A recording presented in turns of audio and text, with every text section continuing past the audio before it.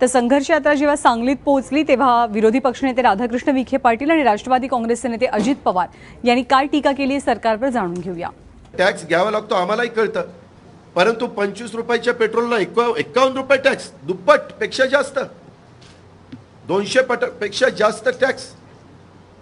हे निव्वळ यांचं अपयश आहे आणि हे स्वतःचं अपयश झाकण्याच्या करता हे असले काहीतरी निर्णय हे घेत आहेत आणि सर्वसामान्य लोकांच्या डोक्यावर लादतायत। जे काही बिअर बार बंद झाले ना सुप्रीम कोर्टाच्या निर्णयामुळे आणि त्याच्यातनं सरकारचं उत्पन्न एकदम कमी झालं, ते उत्पन्न भरून काढण्याच्या करता ही पेट्रोलवर दरवाढ केली। मला असं वाटतं की उद्धवजींचं जे मी एका शब्दात वर्णन केलं की सध्या त्यांची अवस्था आहे की विनोदी नटासारखी झालेली आहे।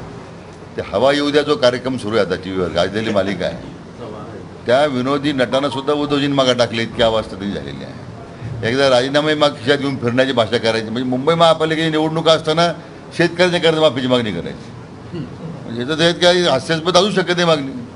महापौरपद मिळालं, शेतकरी विसरून गेले, ते आता राजीनामे कुठे गेले माहीत नाही, बहुतेक कपडे बदलले असल्यामुळे ते कपड्यात गेले की ते माहीत नाही।